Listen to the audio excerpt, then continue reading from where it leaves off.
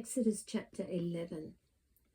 Now the Lord had said to Moses, I will bring one more plague on Pharaoh and on Egypt. After that, he will let you go from here, and when he does, he will drive you out completely. Tell the people that men and women alike are to ask their neighbours for articles of silver and gold. The Lord made the Egyptians favourably disposed toward the people, and Moses himself was highly regarded in Egypt by Pharaoh's officials and by the people. So Moses said, This is what the Lord says. About midnight I will go throughout Egypt. Every firstborn son in Egypt will die, from the firstborn son of Pharaoh who sits on the throne to the firstborn son of the slave girl who is at her handmill, and all the firstborn of the cattle as well. There will be loud wailing throughout Egypt, worse than there has ever been or ever will be again.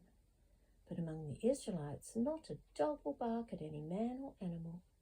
Then you will know that the Lord makes a distinction between Egypt and Israel.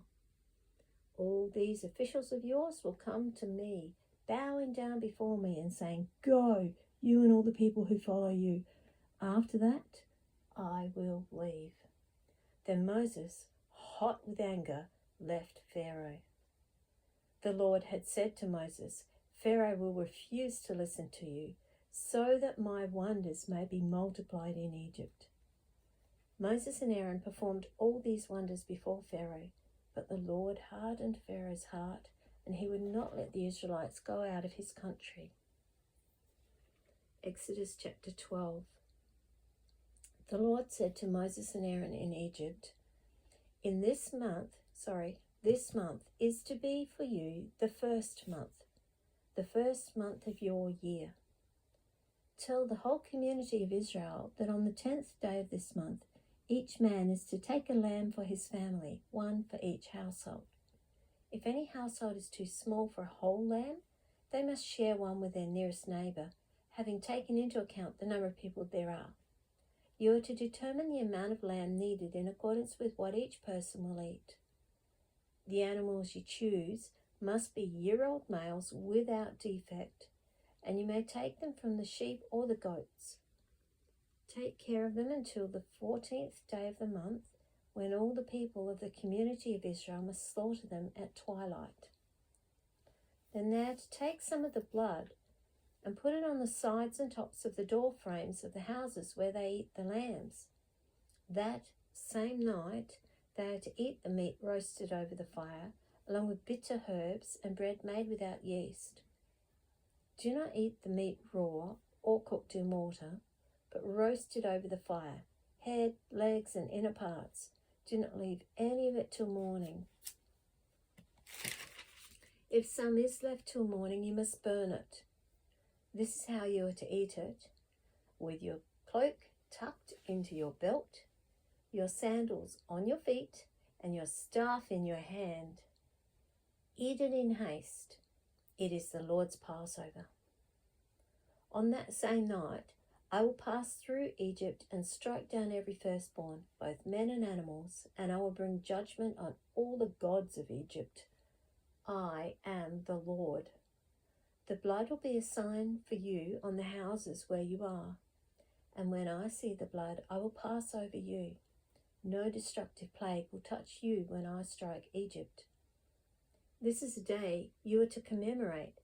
For the generations to come, you shall celebrate it as a festival to the Lord, a lasting ordinance. For 7 days you are to eat bread made without yeast. On the first day, remove the yeast from your houses, for whoever eats anything with yeast in it from the first day through the 7th must be cut off from Israel. On the first day, hold a sacred assembly, and another one on the 7th day. Do no work at all on these days, except to prepare food for everyone to eat. That is all you may do.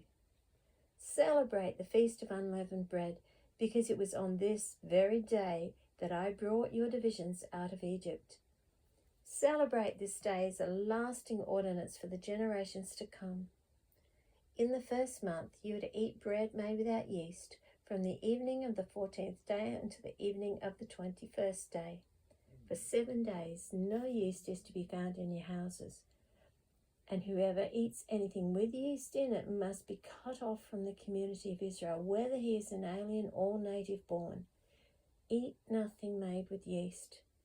Wherever you live, you must eat unleavened bread. Then Moses summoned all the elders of Israel and said to them, Go at once and select the animals for your families and slaughter the Passover lamb. Take a bunch of hyssop, dip it into the blood in the basin, and put some of the blood on the top and on both sides of the doorframe. Not one of you shall go out the door of his house until morning. When the Lord goes through the land to strike down the Egyptians, he will see the blood on the top and sides of the doorframe, and will pass over that doorway, and he will not permit the destroyer to enter your houses and strike you down. Obey these instructions as a lasting ordinance for you and your descendants. When you enter the land that the Lord will give you as he promised, observe this ceremony. And when your children ask you, What does this ceremony mean to you? Then tell them, It is a Passover sacrifice to the Lord, who passed over the houses of the Israelites in Egypt and spared our homes when he struck down the Egyptians. Then the people bowed down and worshipped. The Israelites did just what the Lord commanded Moses and Aaron. At midnight, the Lord struck down all the firstborn in Egypt, from the firstborn of Pharaoh who sat on the throne to the firstborn of the prisoner who was in the dungeon, and the firstborn of all the livestock as well. Pharaoh and all his officials and all the Egyptians got up during the night, and there was loud wailing in Egypt, for there was not a house without someone dead. During the night, Pharaoh summoned Moses and Aaron and said, Up! Leave my people, you and the Israelites. Go worship the Lord as you have requested. Take your flocks and herds as you've said and go. And also bless me. The Egyptians urged the people to hurry and leave the country, for otherwise, they said, we'll all die. So the people took their dough before the yeast was added and carried it on their shoulders in kneading troughs wrapped in clothing. The Israelites did as Moses instructed, and asked the Egyptians for articles of silver and gold and for clothing. The Lord had made the Egyptians favourably disposed toward the people, and they gave them what they asked for. So they plundered the Egyptians. The Israelites journeyed from Ramses to Succoth. There were about 600,000 men on foot, besides women and children. Many other people went up with them, as well as large droves of livestock, both flocks and herds.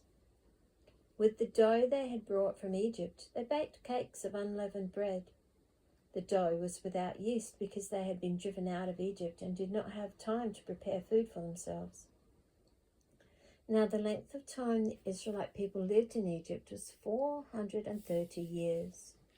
At the end of the 430 years, to the very day, all the Lord's divisions left Egypt, because the Lord kept vigil that night to bring them out of Egypt. On this night, all the Israelites are to keep vigil to honour the Lord for the generations to come. The Lord said to Moses and Aaron, These are the regulations for the Passover. No foreigner is to eat of it. Any slave you have bought may eat it after you have circumcised him, but a temporary resident and a hired worker may not eat of it. It must be eaten inside one house. Take none of the meat outside the house. Do not break any of the bones. The whole community of Israel must celebrate it. An alien living among you who wants to celebrate the Lord's Passover must have all the males in his household circumcised. Then he may take part like one born in the land. No uncircumcised male may eat of it. The same law applies to the native born and to the alien living among you. All the Israelites did just what the Lord had commanded Moses and Aaron, and on that very day the Lord brought the Israelites out of Egypt by their divisions.